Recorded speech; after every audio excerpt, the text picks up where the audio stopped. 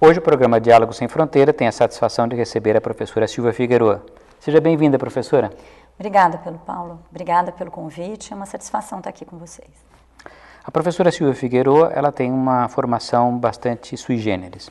Ela é formada em Geologia, mas depois fez mestrado e doutoramento na área da História da Ciência, que é justamente o tema que nós vamos tratar hoje. E é um tema que a primeira coisa que eu gostaria de perguntar, porque seguramente o nosso público, que é bem amplo, se interessa por saber, primeira coisa é História da Ciência. O que é a ciência, para que nós possamos falar em História da Ciência?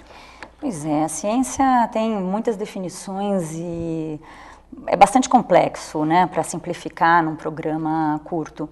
Mas, enfim, eu gosto da definição de pensar a ciência como um conjunto de práticas e de questões que a gente põe para a natureza e que são respondidas segundo alguns determinados métodos e determinados passos, né? Então, eu acho que ela é uma forma de conhecimento, uma forma de cultura, como a gente tem outras formas de conhecimento, de cultura em geral. Isso, né? Seria, professora Silvia, a história da ciência, ela se refere especificamente a uma área, por exemplo, as ciências naturais, as ciências biológicas, ou as ciências humanas? Quer dizer, há uma área específica ou qualquer uma das grandes áreas pode ser história da ciência? Olha, se nós olharmos aí historicamente também, né, nessa perspectiva, tradicionalmente a história das ciências surgiu com a história das ciências exatas e naturais, né? Então, os primeiros trabalhos sistemáticos que vêm do fim do século XVIII são tratados sobre história da eletricidade, história da matemática, história da química, enfim. Áreas ligadas às ciências naturais e exatas. Mas hoje, né, nas últimas décadas já, essa fronteira é bem mais tênue, né? A gente não estabelece uma rigidez tão grande entre a história das ciências humanas e a história das ciências naturais e, enfim, ciências exatas, né? Até porque essas fronteiras entre o que é ciência exata, ciência humana, a interdisciplinaridade, a transdisciplinaridade também são fluidas, né? Então, hoje em dia nós temos essa incorporação. Surgida, né? Então, de uma área mais técnica, digamos assim, domínio do mundo, domínio material do mundo, ela se espraiou por todas as áreas do conhecimento humano, né? Então, aí a pergunta, aí já entramos mais especificamente dentro da história da ciência. O que caracterizaria a história da ciência em relação a qualquer história, ou qual a especificidade dessa abordagem? Se é que há uma especificidade. Pois é, essa é uma discussão também, né? Há até uns 40 anos atrás, 50 anos, mais ou menos, década de 60 e principalmente década de 70, nós temos aí um ponto de inflexão nesse momento. A especificidade da história da ciência era o conteúdo científico especificamente que se entendia como algo imune ou pelo menos bastante protegido da interferência dos contextos, dos aspectos políticos, sociais. O conteúdo científico mesmo seria algo a ser preservado na sua especificidade, né? A partir das críticas que apareceram nos anos 60 e 70, hoje as modernas abordagens de história da ciência já entendem que o próprio conteúdo científico, tecnológico, ele é contingente, né? Então ele é radicalmente histórico. Nesse sentido, né, a diferença com outras áreas da história, ela é relativamente pequena, né, ou quase nenhuma, e a diferença ficaria mais mesmo pelo tema, pelo objeto em si, né? Mas quer dizer, então, histórico também, pelo que estou entendendo, no sentido de que as condicionantes da época, da cultura, exatamente, da religião, no qualquer outra. Contexto, né, no sentido amplo, econômico, político, social, religioso, cultural, enfim, tudo isso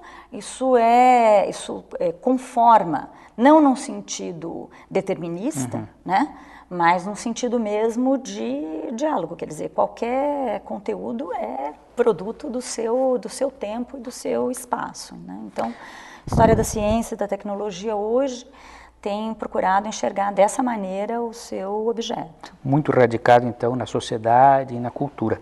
Exatamente. Aí, com isso, nós chegamos a um ponto que nós que lidamos com o ensino universitário, uma pergunta que gostaria de fazer é justamente se você acha que é importante que os alunos de qualquer área do conhecimento tenham na sua formação essa bagagem que é a história da sua ciência. Quer dizer, vamos supor, uma pessoa que faz geologia, uma pessoa que faz química ou matemática, que na sua formação ela tenha não só o mais atualizado sobre qualquer uma dessas áreas, mas também uma perspectiva da história dessa disciplina.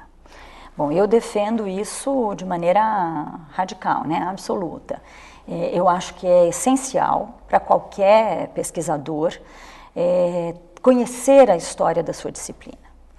Não no sentido mais, digamos, anacrônico de dizer, vamos ver os erros e aprender essa linha, né, de longo progresso, ver como estamos melhores, né? Mas eu acho que a incorporação da perspectiva histórica na educação, ela nos oferece perspectivas críticas, muitas vezes soluções criativas, uma noção melhor sobre como se dão os conflitos e o estabelecimento dos consensos na produção do conhecimento e do conhecimento científico, os diferentes fatores, estratégias, enfim. Eu acho que essa ampliação dos horizontes e a capacidade crítica que a história da ciência pode nos dar, eu acho que ela é fundamental na formação de profissionais em qualquer área. Sejam eles profissionais que vão permanecer no mundo acadêmico, sejam eles profissionais que vão para o mundo do trabalho e, mais especificamente, aqueles que vão para o mundo do trabalho ser educadores no ensino fundamental, no ensino médio, enfim, né? A história da ciência para os professores da escola do ensino fundamental e médio também eu acredito que é bastante importante.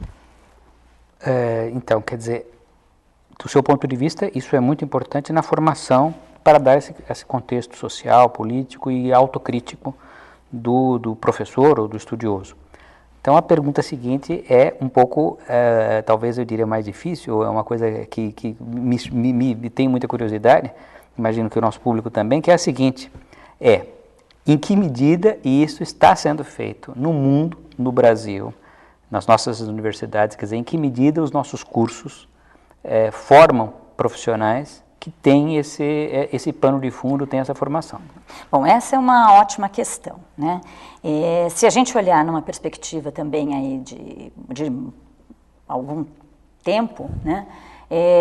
Essa é algo, por exemplo, a reforma que a Universidade de Harvard passou em 1950, pelo seu reitor, James Conant, ele claramente dizia que para formar cidadãos cientificamente educados e fornecer cidadania científica às pessoas, era fundamental a perspectiva histórica, né? E aí criou em Harvard um programa de história da ciência chamado Harvard Case Studies, dos quais um aluno ilustre foi o Thomas Kuhn, né? Conhecido de muitas pessoas, não só da área de história da ciência, mas das humanidades. Que foi um grande pensador, epistemólogo e historiador da ciência.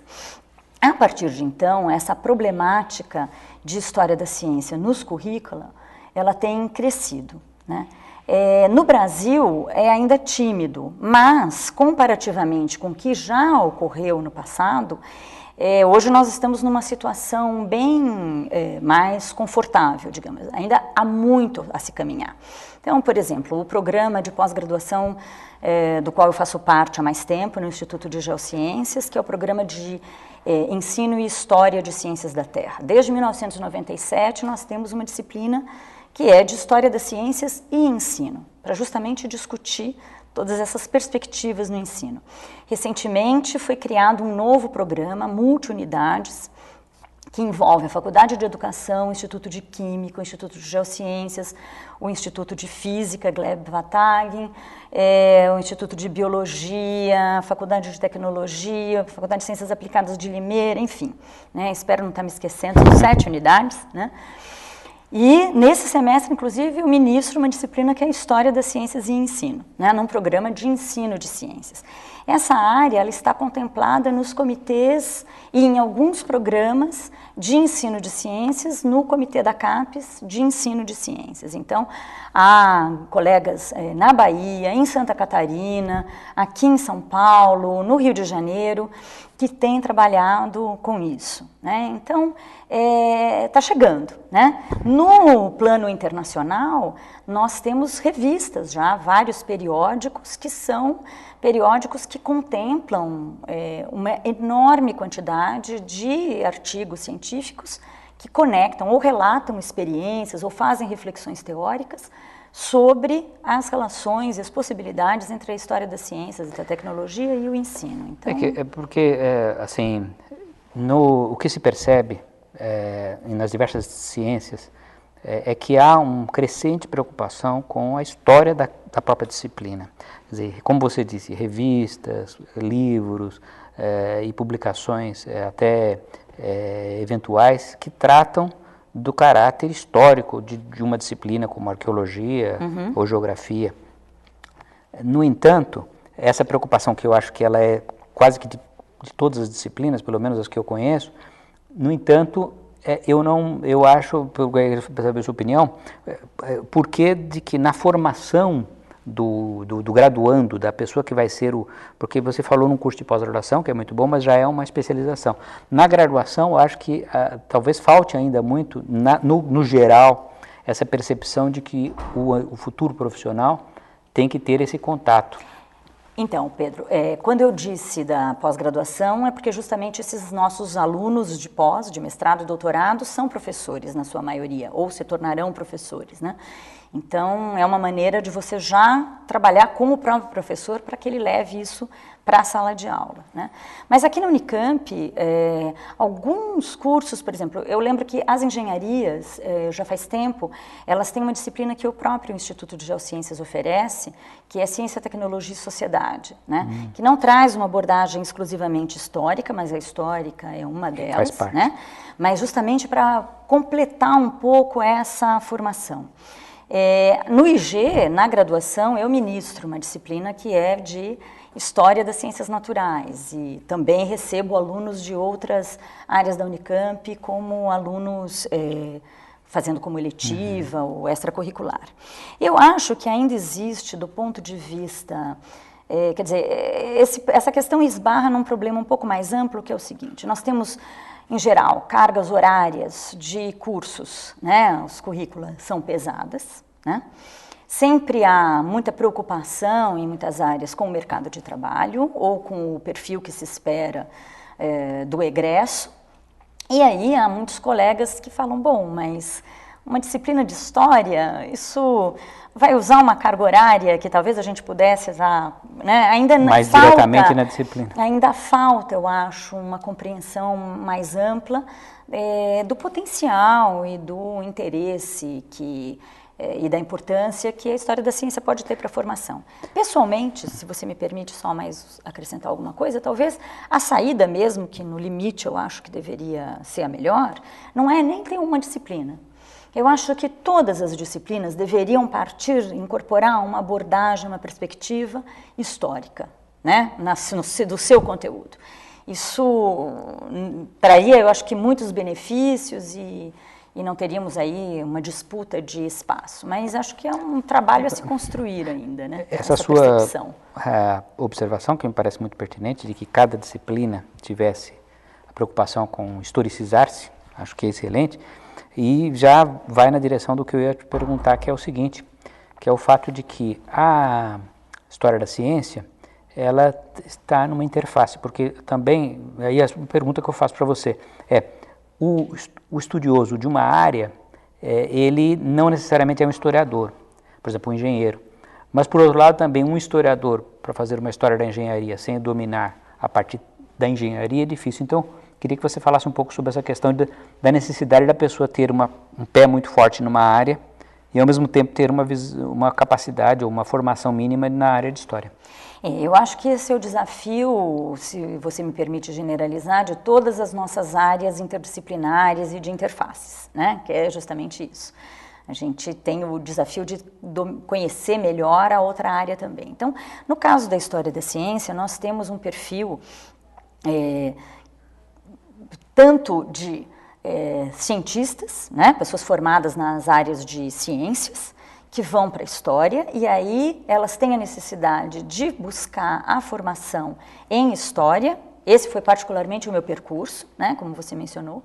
Eu me formei em geologia, e depois, quando eu fui fazer o mestrado e o doutorado em História da Ciência, sentei nos bancos escolares, junto com os calouros de História e com alunos de segundo ano. Tive que complementar minha formação na graduação de História, porque, né, sob pena de fazer um trabalho mal feito, né? E vice-versa, né? Quer dizer, as pessoas que vêm da história e que têm o domínio dos métodos da história precisam conhecer aquele conteúdo específico. É claro, elas não vão ter uma formação em todas as ciências, né? Fazem um recorte, é a física do século XX, então, e mesmo isso já é imenso, já é muito, né? Mas vão ter que se aprofundar nas áreas do conteúdo em que elas estão, né? Isso aconteceu, já tive a oportunidade de orientar alunos tanto provenientes da história quanto da formação científica mais estrita. E aí, cada um teve que fazer o seu caminho para conseguir suprir. Mas ainda a dificuldade quando você vai olhar para conteúdos do século XVII ou do século XVIII. Quer dizer, mesmo que você mesmo para nós, por exemplo, eu geóloga, né? A mineralogia do século XVII ou a mineralogia do século XVIII, ela também é muito distante da mineralogia que eu aprendi no século XX.